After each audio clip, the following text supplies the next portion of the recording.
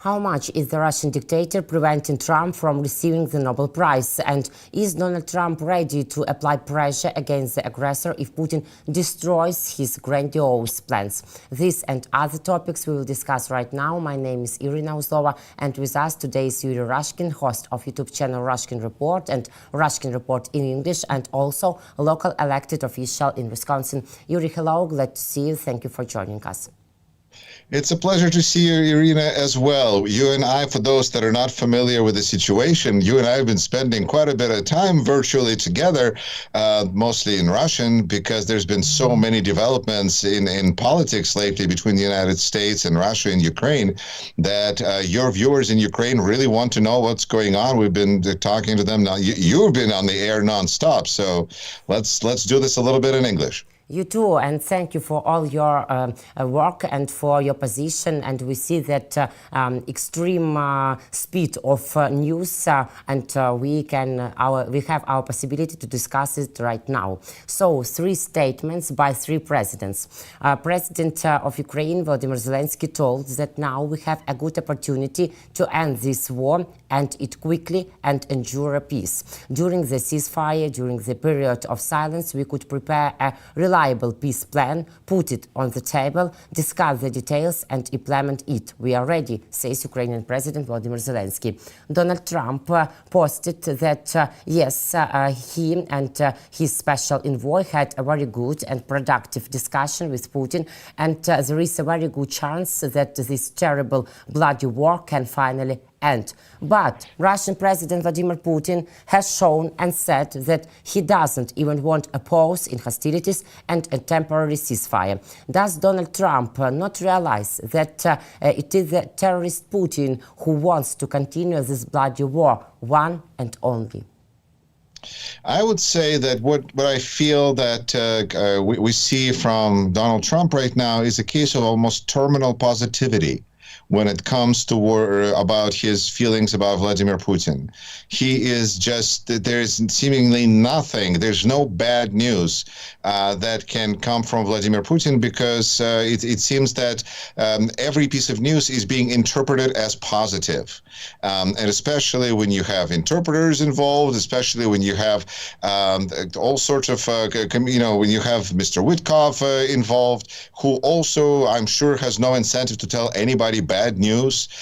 So this is, it's in a way, it's a broken phone, but it's a broken phone where you have nothing but positivity, which doesn't necessarily actually describe the situation, other than some of the players and actors' intentions. And I think that what President Zelensky just hopefully has a clear understanding is that the negotiation process about the guarantees for future of Ukraine as guarantees that can be provided by this administration, and especially when it comes to any promises that were made by previous administration, those promises are irrelevant. And now it's all about basically agreeing with President Trump, about thanking President Trump, and that's what it's all about. It's not about guarantees for Ukraine's future. That's not even a part of the conversation. At best, maybe talking about some minerals here and there. But this is, it's essentially looking like a capitulation for Ukraine that is being staged here between Russia and U.S. And I think that the fundamental challenge here is to what extent United States controls Ukraine's future. And that's also something that I think is a test of this terminal positivity, because if Donald Trump is convinced that he controls Ukraine's future, in part because he's been led to believe that he controls Ukraine's future, similarly how Putin's been led to believe by his propaganda, for which he paid lots of money, that he will take Ukraine and Kiev in 3 days. This is also, a lot of belief that everything is going to work out, which may or may not be true, because in the end only Ukrainians control the fate of Ukraine. And America can attempt to sell Ukraine, sell out Ukraine, make it a deal behind Ukraine's and Europe's back, but in the end, who is supposed to make this deal reality? Ukraine. And if Ukrainians feel that without the United States they have no chance, well, then Donald Trump does control and does own and has that control over future leverage. But if help from the United States is certainly appreciated, and Ukrainians are incredibly grateful for the help that they have received, but going forward, I guess they're going to get more help from from Europe now. Because even though President Trump said that Ukraine has no cards, I feel like Ukraine has an entire second deck of cards called Europe. And I think there's a lot of potential there. So it's a question of who owns Ukraine.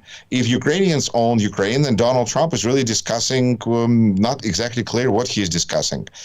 Future financial arrangements between him and Vladimir Putin, we don't know. But there really is nothing that is of any relevance. So it's a strange discussion on that level. So I guess in the end, I just look at it as a philosopher Wittgenstein, who talked about games of intention. And it's important to understand who is playing what game and what are different intentions here. And from President Zelensky, he is looking for guarantees of security for lasting peace for Ukraine. Donald Trump is looking for Ukraine's capitulation. And Putin is just looking for Ukraine takeover. For them, all of those words are described by word peace, but they mean very different things to different people. But Yuri, we have a new interesting statement by U.S. Secretary of State Marco Rubio. Marco Rubio told that Trump didn't speak about any position on granting Russia any rights to the territory of Ukraine. So, but do you think all these initiatives and messages from the USA come only after Trump's agreements with Putin, or maybe no? Well, I think we have to start by taking a look at the messenger of this message. And if we're speaking about the Secretary of State of the United States, yes. We see that this is a person that has very little leverage in this administration. I would say he's almost like a little balloon that kind of floats around as far as the leverage. He can't, he's not a heavyweight. And so things that he says immediately are suspect because he is not going to be the one making the decision, and in fact the person making the decision might go the opposite direction or do something entirely unrelated and not feel bound at all by what his own Secretary of State Marco Rubio may have said. And when it comes to the territory that the United States may or may not have offered, in the end it's very important that Ukraine agrees to this. But if United States and Russia decide agree what they feel Ukraine should agree to, then technically they didn't offer anything. They just proposed some things. But if Ukraine doesn't agree to this, then the United States has all sorts of leverage that we can exercise, from withdrawing our intelligence, to withdrawing our the military aid, to, frankly, Elon Musk can decide that business interests for him are so poor that he might as well turn off Starlink, because he is truly dependent on government contracts, and without government subsidies, he's nothing, because no one will do business with him if he turns off Starlink for Ukraine. Well, we already see that Elon Musk's empire is kind of collapsing up in flames, because he's being punished. He's showing the truth that you should not be involved in business and politics at the same time, because when people don't like his politics, they're punishing his business, and the stockholders are being punished as well. But that's a different story.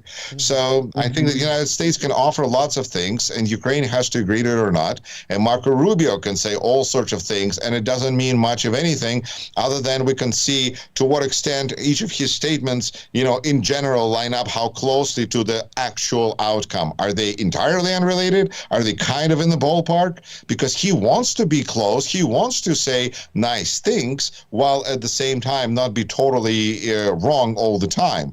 So it's a struggle how close he can run ahead of this proverbial train without being run over by it. Mm-hmm. But I know information that Marco Rubio and Mike Waltz, they are like strongholds near Donald Trump. But do they have influence on his decision, or Trump only can hear to their statements and make all decision only by himself? I think that he's using these hawks in a slightly different capacity, and I can't think of the name of the bird that is supposed to clean up garbage. Because for some reason only in word, this is where all of a sudden the only word in Russian is sтервятник that comes to mind. But point being is that these hawks, they're not being used as hawks. Their hawkishness is maybe a cover to create some authority for the things that they have to say, and they have to say things that Donald Trump is going to like and Donald Trump is going to support. This is why when we see their statements in front of camera, it's always, and thank you, President Trump, wonderful President Trump, great idea by President Trump. It's almost like they're hostages of his goodwill, because they could be fired next. And it's much easier to fire a Secretary of State than a United States Senator. So Marco Rubio is very vulnerable, and Michael Waltz is very vulnerable, and without Trump, they're nothing. And that's the whole point of a lot of promotions that we see in Trump administration. Without Donald Trump, these people are nobody. They're TV hosts on the weekend. But with President Trump, they can be defense secretary. So their loyalty, of course, is not going to be to anybody or anything but Donald Trump, because that's who plucked them out of nowhere and made out of nothing, made something. And if they're pushed out of there, we see that Donald Trump can even take away security detail from people he doesn't like. So it's a very real situation where they're balancing their personal safety and their understanding of what's good career move, while at the same time destroying their reputation and potentially harming national security of the United States. Why was Keith Kellogg removed from the war talks and process of negotiation? If this information is true, spokesman of Russian dictator Vladimir Putin, Dmitry Peskov, says they have no business here, as usual. He must have said something nice about Ukraine at some point. I think that's pretty much the only conclusion we can come to. And I should do a quick plug here for my T-shirt made by Wisconsin Lakefront Brewery. Putin is a dick. So this is, Wisconsin beer. We get it. And we support Ukraine. And I think maybe that's what happened to Keith Kellogg. I think he may have shown some support for Ukraine, and those are not the people that the Russians are going to tolerate around. That's not what today's meetings are all about. And it's because really, in order to negotiate the terms of capitulation, it's best if you don't have anybody supporting whoever is on the other side, because I guess that's how negotiations go from the position of strength. It only highlights the position in which Ukraine is, that there is no daylight, as they say, between positions of the White House and Kremlin, because when there's any sort of a disagreement, like Keith Kellogg, then he's out, and White House and Kremlin can once again work closely together to accomplish their goals of joint economic project and divided geopolitical economic projects, and dividing the world into geopolitical spheres of influence. Ukraine, haha, what Ukraine? This is just everybody's extra. The problem for this way of thinking is that you're leaving very powerful players on the outside because you don't believe that they're powerful. And there's going to be consequences for everyone for that line of thinking. But Europe, I think, is more powerful than Donald Trump thinks. Ukraine is more desperate than I think Donald Trump may give it credit for. And Donald Trump and Elon Musk are doing more damage and weakening the United States so fast that I think it makes Europe seem stronger by the day. Meanwhile, more than half of Americans believe that US President Donald Trump is too close to Vladimir Putin, according to a Reuters Ipsos poll, fresh poll. The survey was conducted on Tuesday and Wednesday, when Washington agreed with Kyiv on a 30-day ceasefire in Ukraine. Putin didn't reciprocate Trump's feelings. On Thursday, he refused to immediately ceasefire. About 56 percent of respondents believe that Trump, who has radically changed U.S. foreign policy, is too close to Russia. 89% of Democrats and 27% of Republicans share this opinion. In total, 40% of respondents disagreed with this statement, and 4% didn't answer the question at all. So, how demonstrative this information is for us and for Trump, and does this new poll can have influence to Donald Trump and his administration? Well, and we have those 4% I see we found that think that that's the Zelensky's support. Those are 4% that I guess in this poll have no clue. Look, the country is divided. I'm really glad you brought this up, Irina, because this is a really super important telling story that I wanted to share it. I'm glad you're sharing it. The country is divided, and I mean the United States, and it is divided along party lines and ideological lines, where those that support President Trump are overwhelmingly looking with some level of mistrust, distrust toward Ukraine, and those that are opposed to President Trump because there really is no democratic opposition as far as a leader of Democrat. I mean, you can say Bernie Sanders, but he's not running for president. That's pretty clear, even though he's speaking out loudly against Trumpism right now. But overwhelmingly, people support Ukraine if they are opposed to Trump, and for Trump, they oppose Ukraine. But there's some interesting details, which I think is really important to understanding what's happening here, is that it's seemingly there's 20, 30, 25% of Republicans that are concerned, that are not happy with this situation. And that's what gives me hope. I wouldn't call them necessarily Reagan Republicans. I feel like Reagan is kind of nobody likes him anymore. Like Democrats are now nostalgic for Reagan. But I think it's just people who see Russia as a threat, who understand all of these things and are just really like, they don't, they may disagree with all the woke and everything else. But they just don't, but just this moment of being too close to Russia is really something they just can't feel good about. They can't justify to themselves how in the world this is good for the United States, no matter how much they love Donald Trump. And that's, a sizable chunk, although far from majority of Republicans. On the other hand, while vast majority of Democrats support Ukraine, there's also about 20% of Democrats who feel like, the situation in the United States is so bad, really, honestly. I mean, look at what Trump is doing, they would say, that why are we spending money on Ukraine? We really should be pulling back.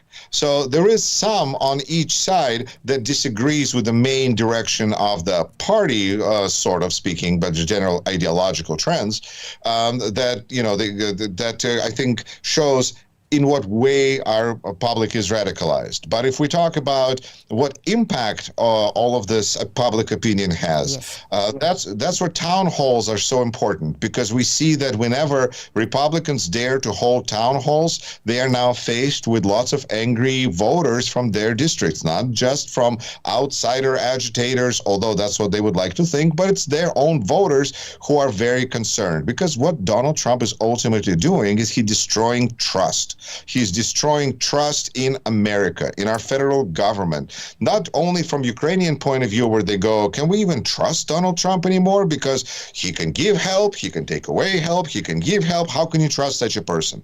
To Europeans, to Canadians, to Mexico, like who can trust two people who are supposed to rely on federal government? But now we hear that there may be delays with Social Security checks, that there is going to be cuts to veterans benefits. We're going to have people who are respected members of American society who are so all of a sudden find themselves on the outskirts here, being thrown to the wolves. They're not happy about it. And what's happening is you have these lawmakers who on one hand have tremendous pressure from the White House and from Donald Trump, sometimes individually personalized. He calls people, he yells at people directly. I think he's far from being above that. But at the same time, there's voters who say, we're gonna knock you out. We're gonna going to get somebody else in your place because we are very, very unhappy. And poor lawmakers are stuck in this kind of a, you could say, no-win position, although if they switched parties and became Democrats, at least they would be able to be critical of the situation, because being Republicans, they can't even acknowledge that Russia invaded Ukraine. So being Republican right now means that when you see black, you have to call it white, and it's the denial of reality on which the Republican ideology is built right now is so excruciatingly reminding me of Soviet Union that me and other people who were born in that part of the world, we smell the authoritarian thing in the air. It's remarkable. So hopefully America is not Russia. There's no question about that. So American society and civil society will have far greater and more severe impact on what's going on right now than Russia has, because Russia has been dealing with this, what's called negative selection, where the worst of the worst survive and prosper for hundreds of years. Let's be honest, for hundreds of years. And America has not. We have had lots of good years, generations, greatest generation, baby boomers, although Donald Trump was baby boomer, so thanks a lot for that. We have a strong society that I believe will decide that protecting our institutions is worth the effort. The fact that democracy is imperfect still makes it far better than dictatorship, because with dictatorship, even prices on eggs are going up, and you're not even supposed to discuss it because that's unpatriotic.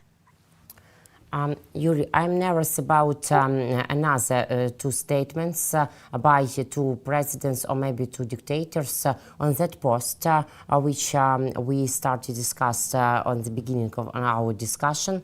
Donald Trump noted that at this very moment, thousands of Ukrainian military are completely surrounded by Russian military and are in a very bad and vulnerable position in Kursk region.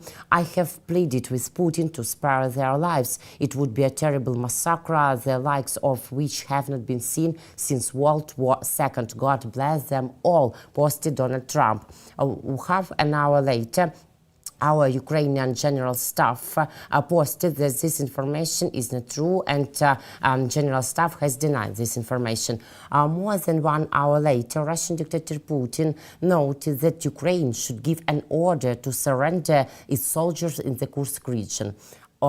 What I see here a manipulation inspired by Putin to Donald Trump.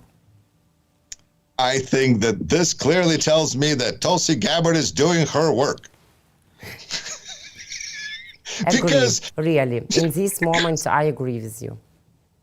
Because if this is what the American president has wrong information, he makes wrong conclusions, and then it's being supported by our enemies and used against our allies, that's how disinformation on this kind of high level works. I can't even, I'm sorry, I don't have words. But it's really abnormal for such great country, great state, and such information. Yes, we had some losses of territories in Kursk region. It's true, for example, Sucha, but we still control other territories here, and we had another position here without losses, big losses in our soldiers' life. But Putin told Donald Trump, and did Donald Trump believe in it without any arguments and any another motivation?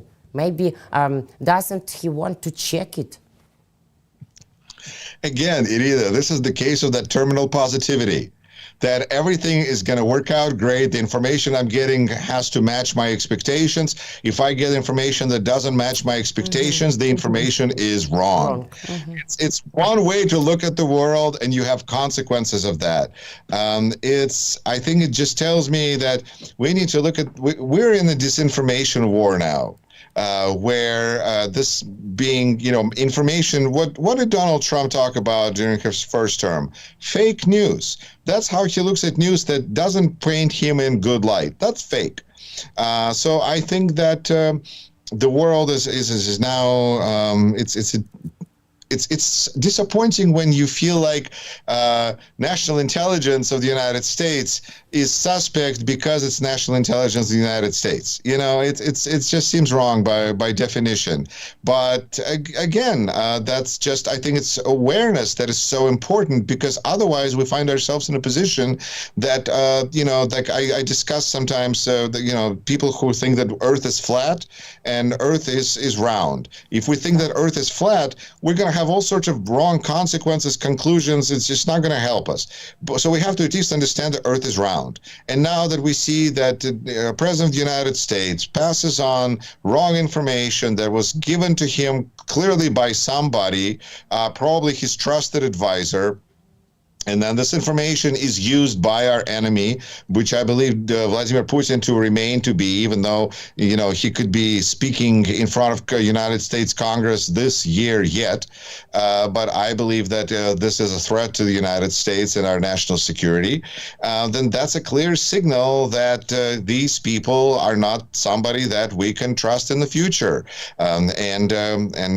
And after that, they will continue to prove, you know, see if they can prove us wrong, but it's not going to be easy. It seems to me that Trump is literally eating out of Putin's hands, who feeds him pure Russian propaganda. And that's all. So how can we imagine that Trump can pressure Putin for a temporary ceasefire? See, it's a very important point, because I think the latecomers to this technological revolution are going, you know, is it possible that Donald Trump really wants to have good relations with Vladimir Putin? So bad, like maybe they work together. Those are like latecomers, because I think the situation is past that point. The situation is now, what do we do about it? Because it turns out that just because you can have somebody where you go, if he was a Russian agent, what would he do differently versus what he's doing now? We can't call either ambulance or police, you know, and be like, could you help us resolve this situation? This ain't right. Clearly, I mean, like, you can see it right there. But when we have that same person install his people as everybody from in charge of ambulance to in charge of police, then we go, okay, then perhaps we have to be victorious by A, educating people on what is happening, and two, B, by winning elections. Because if we live in a democracy and there are elections, then that means that this is a message that has to be conveyed to the voters, and voters have to get this message through to their lawmakers. Now, it's possible that there's other ways in which people become very disappointed with Donald Trump, as we see veterans, retirees, people, former federal employees who supported Donald Trump but were fired. That list is only going to grow and grow longer and longer. But I think that the question is, what do we do? And I think we educate people, we become aware, and we vote. Right now, here in Wisconsin, we have election coming up where Elon Musk is heavily invested, because we have a Supreme Court election. And right here in my, you know, forest of Wisconsin, the wilderness, yeah, Elon Musk, because he's investing millions of dollars so that I would have a mail in my mailbox telling me that this lady running to be Supreme Court Justice Susan Crawford is the worst thing since I don't know what. She's too radical. She let terrible things happen. Is gonna let terrible things happen. Vote for somebody else. And it's democracy right here in action. It's election that's going to happen in Wisconsin on April 1st. No joke. So if we can send a message here in Wisconsin, then he's going to go on to the next election and the next election. And if they keep losing, that's how we can fight back. Because reality is, he is working closely with Putin, and we are dealing with the consequences of what we chose to do or not to do on November 5th. Yuri, thank you very much for this.